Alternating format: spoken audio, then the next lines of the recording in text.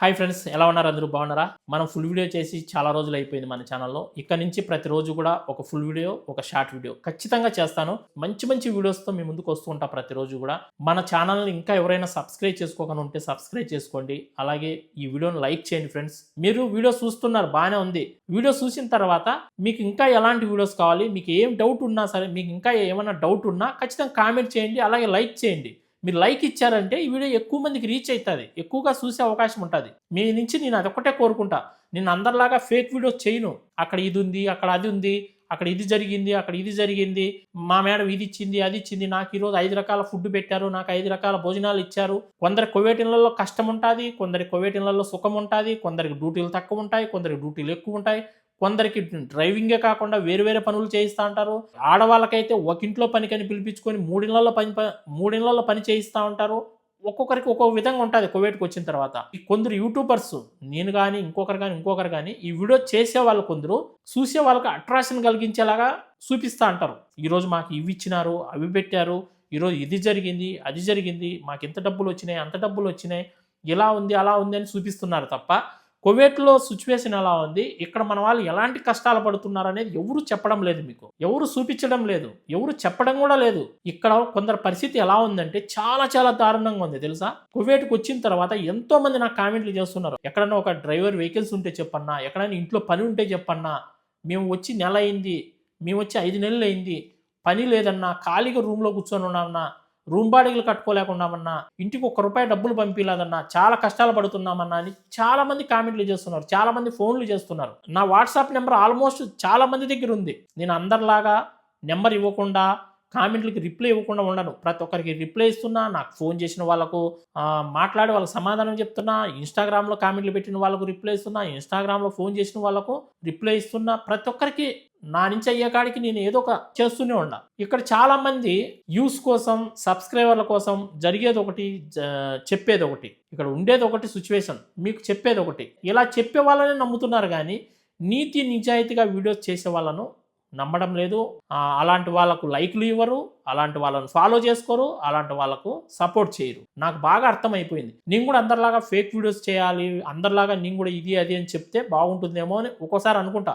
మళ్ళీ నా మనసు ఒప్పడం లేదు, చేయాలనిపించడం లేదు. మనం ఛానల్ పెట్టి దగ్గర దగ్గర 4 సంవత్సరాలు కావస్తుంది. ఈ బుద్ధికి కూడా నేను 100K రీచ్ అవ్వలేకుండా. ఎందుకు అవ్వలేదంటే జెన్యూన్గా వీడియో చేస్తున్నా, జెన్యూన్గా మీకు ఇన్ఫర్మేషన్ ఇస్తున్నా కాబట్టి రీచ్ అవ్వలేకుండా. అదే నేను కూడా ఫేక్ వీడియో చేసి ఫేక్ ఇన్ఫర్మేషన్ ఇవ్వడము, లేనిపోని అబద్ధాలు చెప్పడము, లేనిపోని మీకు చూపించడము, ఇలా చేస్తే నాకు కూడా బాగా సబ్స్క్రైబర్స్ వచ్చి నేను కూడా ఇప్పుడు 100K రీచ్ అయిపోయిందినో, 100K దాటి కూడా పోయిందనో ఏమో తెలియదు. నేనైతే ఫేక్ వీడియో చేయను, ఫేక్ ఇన్ఫర్మేషన్ ఇవ్వను. ఈ రోజు కాకపోతే రేపైనా, లేదా ఇంకొక సంవత్సరానికైనా, ఇంకొక 2 సంవత్సరాలకైనా నేను 100K రీచ్ అయితే అవుతాను, ఇబ్బంది ఏం లేదు. నా వీడియోస్ చూసిన వాళ్ళు 10 మంది బాగుపడినా కూడా చాలు, 10 మంది తెలుసుకున్నా చాలు, నాకు అంతకంటే ఇంకా వేరే హ్యాపీనెస్ ఉండదు. నా వీడియోస్ చూసి ఎంతోమంది కువైట్కి వచ్చారు, గల్ఫ్ దేశాలకు వచ్చారు.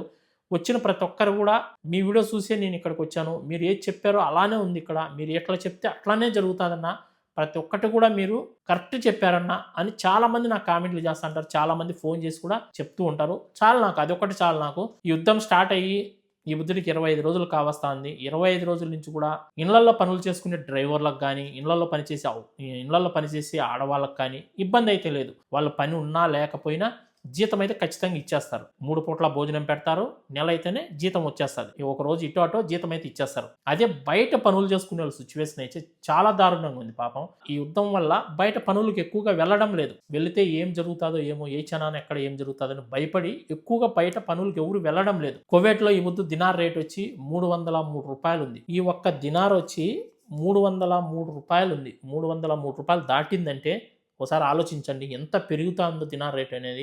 ఈ దినార్ రేట్ పెరగడం వల్ల మన ఇండియన్ రూపీస్ డౌన్ అయిపోతూ ఉంటుంది. అంటే మన కరెన్సీ అనేది డౌన్ అయిపోతుంది. డౌన్ అయిపోయినప్పుడు ఆటోమేటిక్గా ప్రతి వస్తువు కూడా రేట్లు పెరిగిపోతూ ఉంటాయి.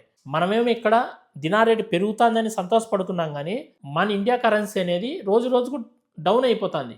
మన రూపాయి విలువ పడిపోయినప్పుడు రేట్లు కూడా పెరిగిపోతాయి. ఎగ్జాంపుల్కు ఒక బియ్యం బస్తా 4,000 ఉండేది, ఈ రూపాయి విలువ పడిపోయినప్పుడు 5,000 అవుతుంది, 5,500 అయిపోతుంది, 6,000 కూడా అవ్వచ్చు, చెప్పలేం. ఒక 500 ఎత్తుకొని మనం మార్కెట్కి వెళ్ళామంటే కూరగాయలన్నీ తీసుకొచ్చేవాళ్ళం.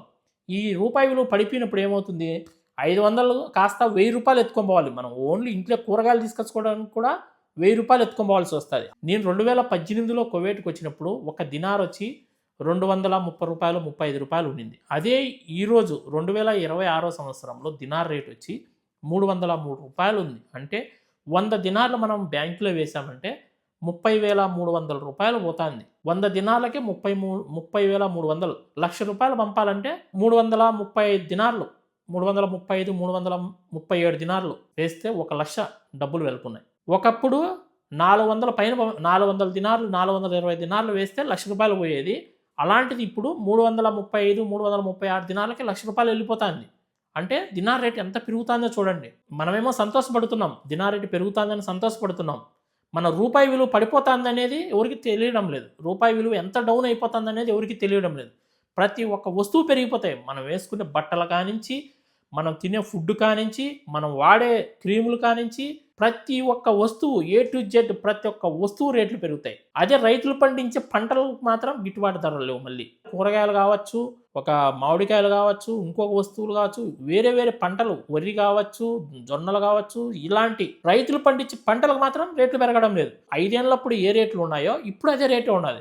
మళ్ళీ నువ్వు బట్టలు కొనాలన్నా, ఒక చిన్న సబ్బు కొనాలన్నా, వంట నూనె కొనాలన్నా, క్రీమ్ కొనాలన్నా, ఏది కొనాలన్నా సరే రేట్లు అనేటివి అమాంతంగా పెరిగిపోతున్నాయి. మనం పండించే పంటలకు మాత్రం రేట్ లేదు, గిట్టుబాటు ధర లేదు. ఇంకా గోల్డ్ రేటు అయితే కనుక దగ్గర 50 దినాలు దాటింది.